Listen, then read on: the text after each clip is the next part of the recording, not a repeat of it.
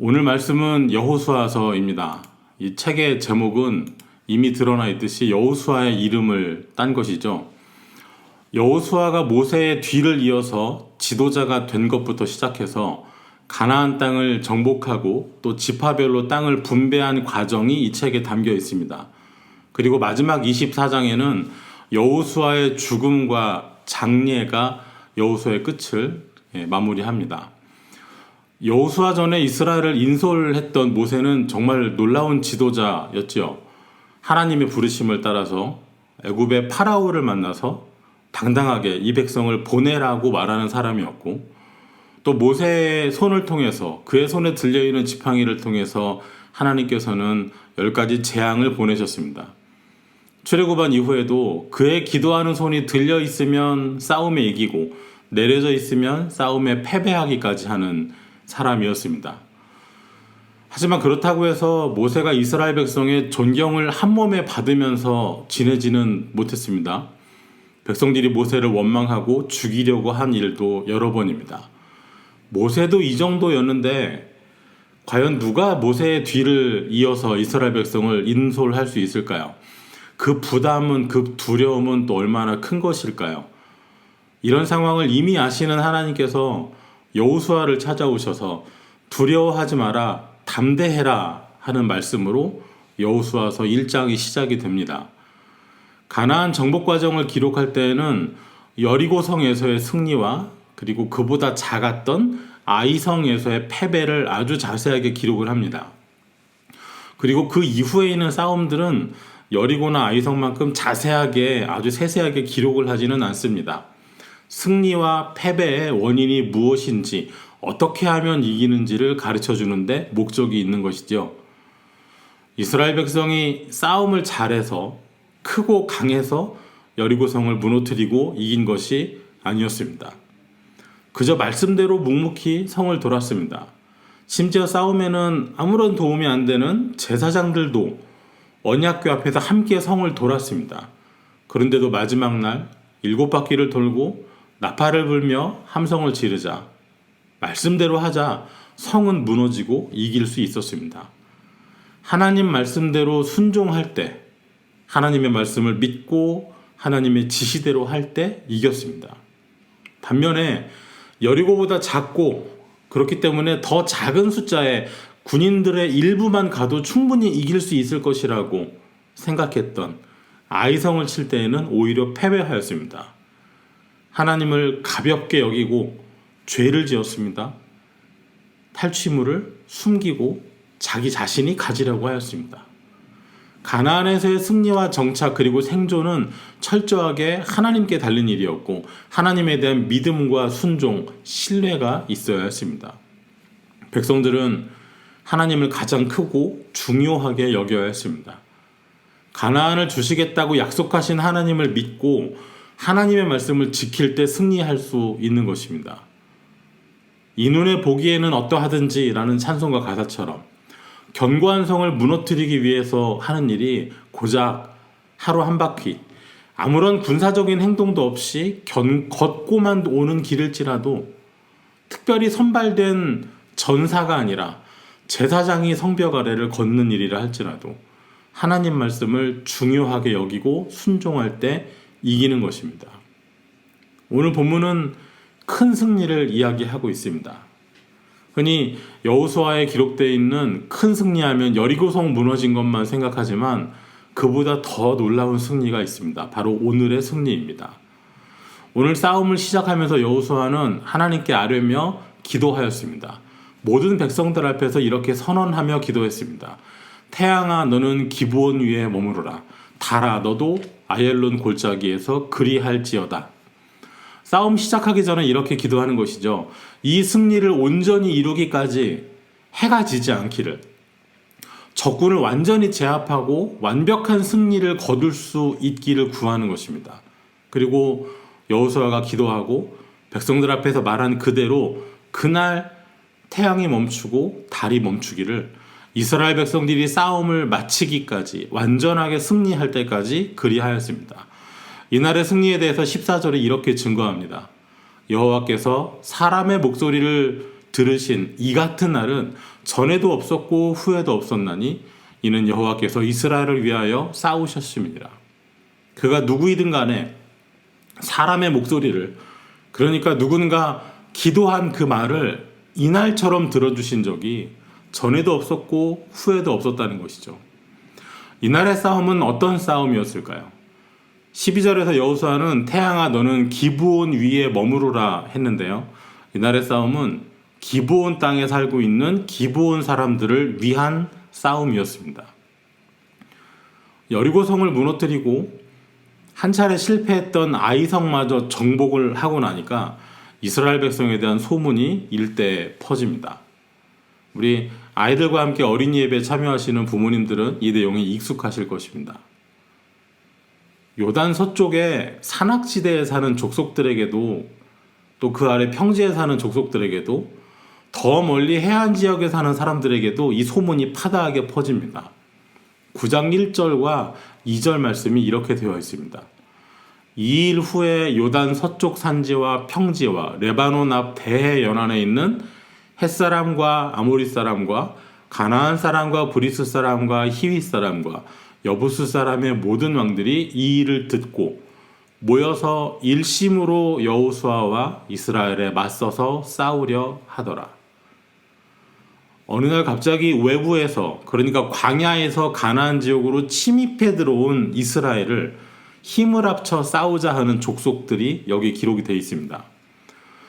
이스라엘 백성들을 대적하는 사람들이 뭉치기 시작을 하죠. 이스라엘 백성들 입장에서는 긴장해야 될 일이죠. 이제부터 길고 긴 전쟁이 시작될 겁니다. 대적들이 일어나고 있습니다. 뭉치고 있습니다.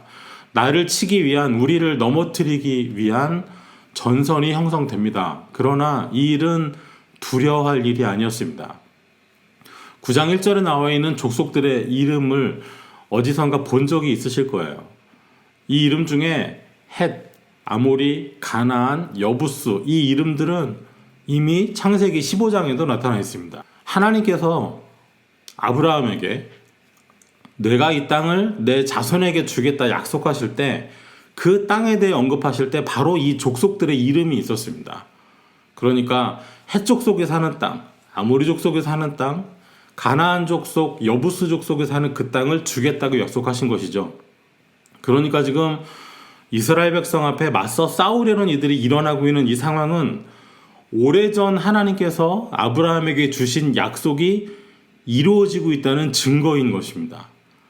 나를 넘어뜨리려고 하는, 모여서 우리를 무너뜨리려고 하는 일이 뭉치고 있다고 두렵고 떨기만 할 일이 아니라 지금 하나님께서 우리 조상들에게 약속하신 그 일이 이루어지고 있다는 증거인 것이죠.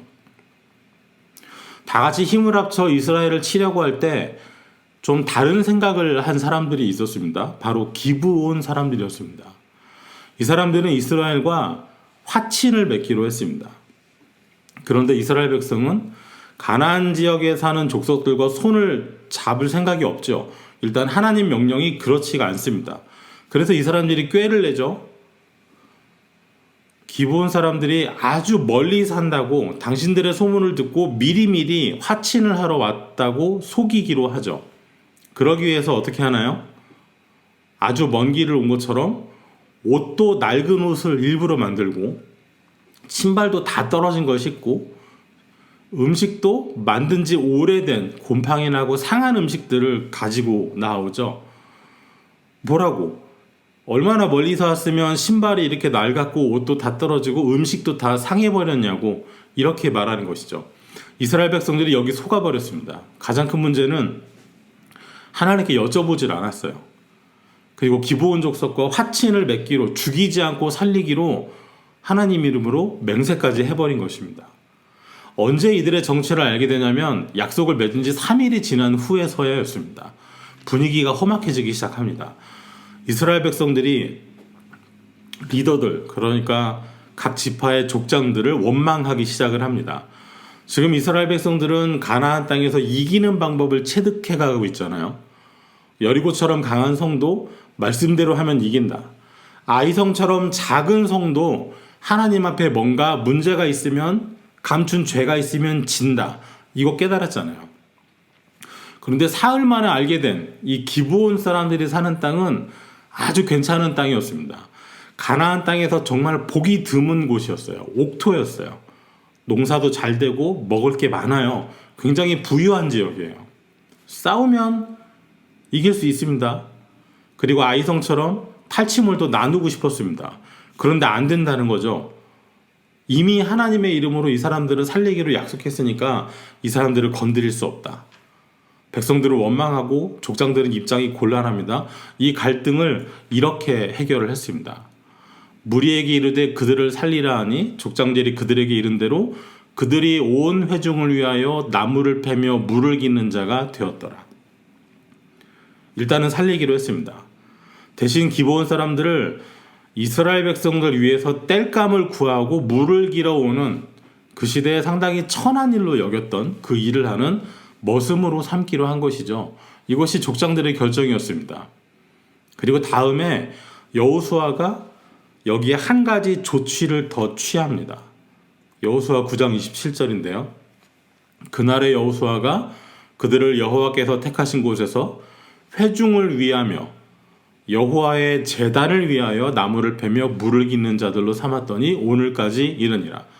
만약에 백성들만을 위해서 땔감을 하고 물을 길어오는 일만 맡았다면 조금 더 학대받기 쉬웠을 겁니다. 그러나 여호와의 제단, 곧 성막에서 쓰이는 장작과 물도 기브온 족속이 담당하게 시키신 것이죠. 이스라엘 백성들 입장에서는 어쩔 수 없이 함께하게 됐지만 이제 이 사람들이 하나님을 위해서 일하는 사람들이 된 겁니다. 여기에 기브온 족속을 위한 배려가 담겨 있는 것이죠. 더 혹독한 일, 더 하기 싫은 일, 더 위험한 일을 시켜도 됩니다. 전쟁터의 맨 앞에 앞세워도 될 것 같아요. 하지만 이스라엘 백성들을 위해서도 또 그리고 하나님의 전을 위해서도 나무하고 물 깃는 일을 시킨 것이죠. 이렇게 된 이상 이스라엘 백성들이 이 사람들을 아무리 하찮게 여겨도 학대하기가 쉽지 않게 되는 거죠. 이를 대신할 사람들도 있어야겠지만 그 전에 하나님의 전을 위한 일을 하는 사람들이 됐으니까 이 사람들의 신분이 이스라엘에 비해서 열등할지는 몰라도 하찮게 여김을 받을지는 몰라도 이 사람들이 성소를 위해서 일을 하는 이상은 함부로 대할 수 없게 된 것이죠. 일은 이렇게 마무리가 되는 것 같았습니다. 그런데 문제가 생깁니다. 당시에 예루살렘을 다스리고 있었던 아도니세덱이라는 왕이 있었습니다. 이 왕이 큰 위협을 느낍니다. 예루살렘과 기브온이 그렇게 멀지 않았어요. 그런데 굉장히 옥토인데다가 재물도 많고 부유한 기브온을 이스라엘 백성이 가져버리면 이제 예루살렘이 아직은 이스라엘이 정복하지 못했을 때니까요.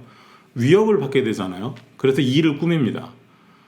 내게로 올라와 나를 도우라. 우리가 기브온을 치자. 이는 기브온이 여호수아와 이스라엘 자손과 더불어 화친하였음이니라. 이 주변에 있는 아모리 족속들 입장에서 봤을 때는 기브온이 배신한 것이죠. 그래서 아도니세덱이라는 왕이 아모리 족속의 여러 왕들을 호출해서 군대를 모으는 겁니다. 그래서 본인을 포함해서 모두 5 왕이 힘을 모아서 기브온을 치기로 합니다. 기브온 입장에서는 큰일 났죠.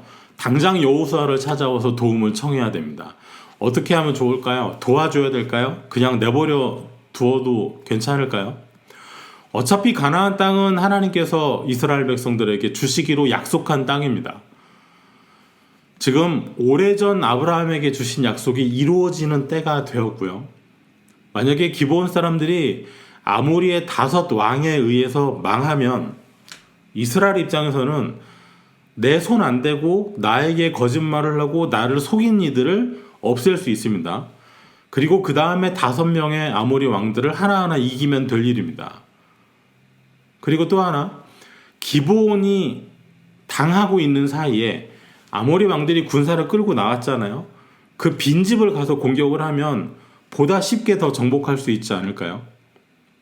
그러나 기브온의 구원 요청에 따라서 여호수아는 모든 군사와 용사를 동원했다고 하였습니다. 왜 이렇게 하겠습니까? 왜 이렇게까지 합니까? 우리를 속였을지라도 우리 가운데 종살이를 하게 한 종들에 불과할지라도 어쨌든 하나님의 이름으로 약속을 맺은 사람들입니다. 이 사람들과 우리 사이에는 하나님의 이름이 있는 거예요. 나는 이 약속을 깰 수 없습니다. 이들을 살리기로 했으니 살려야 합니다. 죽이지 않는 것으로 끝나는 소극적인 약속이 아니고 적극적으로 죽음의 위기 가운데 이들을 살려내야 되는 거예요. 이것이 하나님의 이름으로 맹세한 일이기 때문이죠. 그리고 이날 하나님께서는 여호수아에게 또 한 번 두려워하지 말라는 말씀을 들려주십니다. 그리고 이겼습니다. 이날 완전한 승리를 거두기 위해서 해가 지지 않고 또 달도 머물기를 기도했습니다. 날이 저물어 어둠이 깃들고 더 이상 싸울 수가 없어서 아모리의 왕들과 남은 세력이 도망치게 놔두지 않았습니다. 태양아 너는 기브온 위에 머무르라. 달아 너도 더 떠오르지 말고 아얄론 골짜기에서 그리할지어다. 이 기도를 하나님께서 들어주셨습니다. 그리고 이날의 승리를 이날 여호수아의 기도를 들어주신 것 같은 사건은 전에도 없었고 후에도 없었다 하였습니다. 이 사건에서 얻을 수 있는 교훈이 무엇이겠습니까? 첫 번째로 생각하고 싶은 것은 위험부담이에요. 여호수아는 모든 군대와 용사들을 동원했습니다. 문자 그대로 모든 군대죠. 물론 이쪽에서도 처음 약속을 맺을 때 하나님께 묻지 않았습니다. 우리를 속이고 기만한 사람들이었습니다. 그러나 그들을 위해 모든 군대가 나섰고 전쟁을 벌였습니다. 목숨을 걸고 싸웠습니다. 아모리 왕들이 자기의 본 집을 비우고 기브온 공격하는 사이에 비어있는 그들의 성읍을 칠 수도 있었죠. 정말 좋은 전략 아닌가요? 어차피 몰아냈어야 하는 기브온 미끼로 삼아서 망하게 하고 아모리 왕들의 성읍을 치면 정말 큰 이익입니다. 위험은 줄이고 성과는 큽니다. 그러나 기브온을 위해서 아모리 5왕의 연합군을 상대로 밤새 달려가 싸움을 벌였습니다. 우리 자신을 위해서 나를 위해 싸울 때가 아니라 타인을 위해서 남을 위해서 그가 비록 나를 속이고 기만하였어도 그를 위하여 하나님의 이름으로 맺은 맹세를 위하여서 그와 나 사이에 있는 하나님의 이름을 위하여서 행하는 이 싸움에 하나님께서는 전에도 없고 후에도 없을 능력으로 함께 하셨습니다. 위험은 분산하고 피하는 것이 좋습니다. 하지만 정피할 수 없으면 위험이 따르더라도 해야 한다면 감수하지요. 나를 위한 위험 부담, 우리 자신을 위한 부담은 싫지만 감수하곤 합니다. 여기 본문에서 드러나는 것은 우리를 위한 것이 아니라 남을 위한 위험 부담에 하나님이 어떤 은혜를 주시는가 하는 것입니다. 내 섬김의 방향이 내가 아니라 내가 간절히 기도하는 그 기도의 제목들이 오로지 나만을 위한 것이 아니라 다른 사람을 위한 것일 때, 그것도 그 사람이 혹 불의한 사람이라고 할지라도 나한테 나쁘게 한 사람이라 할지라도 그를 위해서 수고하고 애쓰고 싸우고 기도할 때 하나님의 도우심을 더 크게 입는 것이죠. 두 번째로 생각하고 싶은 것은 하나님의 이름을 크고 중요하게 여기는 것입니다. 하나님 이름으로 맹세했습니다. 그래서 지킵니다. 속은 거 알았지만 그들이 사는 땅이 아무리 비옥하고 재물이 많아도 기브온 사람들 죽이고 빼앗지 않았습니다. 하나님의 이름이 그들과 우리 사이에 있기 때문입니다. 우리가 이스라엘의 하나님 여호와로 그들에게 맹세하였은즉 이제 그들을 건드리지 못하리라. 신앙인으로서의 약속 지켜야 됩니다. 믿음의 사람으로서 내가 하는 일들을, 내가 한 약속을 하나님이 아신다고 생각한다면 지켜야죠. 가나안 땅에 정착한 이후에 무엇 때문에 실패가 시작이 됩니까? 여호수아가 죽은 이후에 사사들이 때를 따라 일어나던 그 사사기에 기록된 그 시기의 실패는 내 수고와 섬김의 방향이 오로지 나를 향해 있고 하나님마저도 나에게 더 도움될 이방신이 있다면 하나님마저도 기꺼이 외면할 때 오로지 나의 유익만을 위해서 어떻게 하면 나에게 좀 더 많은 소득을, 어떻게 하면 나에게 좀 더 많은 유익을 줄 수 있을까, 얻을 수 있을까, 오로지 거기에만 집중하고 나에게 더 손쉽게 유익이 된다면 하나님마저도 외면하고 우상을 섬겼을 때 실패가 있었습니다. 하나님 앞에서 행했던 약속들은 무색해지고 내 삶에 아무런 영향이 없을 때 그때 온갖 죄가 서슴없이 저질러지고 언약 밖으로 하나님 없는 삶이 되어서 죄가 늘어나게 됩니다. 마지막으로 나누고 싶은 것은 전에도 후에도 없었던 일을 사모하는 것입니다. 전에도 없었고 후에도 없었다, 이 말은 이스라엘 사람들에게만 있는 최상급의 표현입니다. 출애굽을 막던 애굽에 메뚜기 재앙이 있었을 때 이런 말씀이 있었습니다. 메뚜기가 애굽 온 땅에 이르러 그 사방에 내림에 그 피해가 심하니 이런 메뚜기는 전에도 없었고 후에도 없을 것이라. 또 먼 훗날 유대의 요시야 왕에 대해서 이렇게 기록이 되어 있습니다. 요시야와 같이 마음을 다하며 뜻을 다하며 힘을 다하여 모세의 모든 율법을 따라 여호와께로 돌이킨 왕은 요시야 전에도 없었고 후에도 그와 같은 자가 없었더라. 그만큼 이런 일 또 없다 할 만한 사건과 사람에게 이런 최상급의 표현이 있는 것이죠. 우리에게는 어떤 사건이 있을까요? 전에도 없고 후에도 없을 사건, 이미 우리에게 주어진 사건입니다. 무엇이겠습니까? 바로 예수님의 십자가입니다. 주님의 죽으심과 부활입니다. 다시는 일어나지 않을 일, 반복될 수 없는 일입니다. 세상 죄를 지고 가는 하나님의 어린 양 예수님의 죽으심으로 더는 죽어서 피 흘려 행하는 제사가 없습니다. 단번에 드린 전에도 없고 후에도 없을 속량이 일어났기 때문입니다. 오늘 하루하루 살아갈 때 이미 우리에게 일어난 전에도 후에도 없는 주님이 짊어지신 십자가를 깊이 묵상하며 살아가는 우리가 되기를 바랍니다. 전에도 없고 후에도 없는 대속으로 우리를 살리신 주님께서 우리에게 원하시는 삶이 무엇일까요? 나만을 위한 믿음, 나만을 위한 기도, 나만을 위한 신앙생활, 내 것만을 위한 기도와 헌신, 섬김이 아니라 다른 사람을 향한 기도, 다른 사람을 위한 수고와 헌신, 때로는 나에게 손해를 끼친 사람일지라도, 나에게 정직하지 못한 사람이라 할지라도 그를 위하여 내 것을 양보하고 기꺼이 손해보고 위험을 부담할 때 그들을 위해 나의 것을 내려놓고 위험을 부담하며 그들과 나 사이에 있는 주님의 이름을 기억하면서 행할 때 전에도 없고 후에도 없는 사랑으로 우리를 건져내시고 책임져 주시는 주님의 칭찬과 상급이 있을 줄 믿습니다. 오늘 말씀을 통해서 우리에게 주신 이 은혜를, 이 교훈을 깊이 간직하고 행함으로, 섬김으로, 나눔으로 살아가는 우리 모두가 되기를 주의 이름으로 축원합니다. 기도하겠습니다.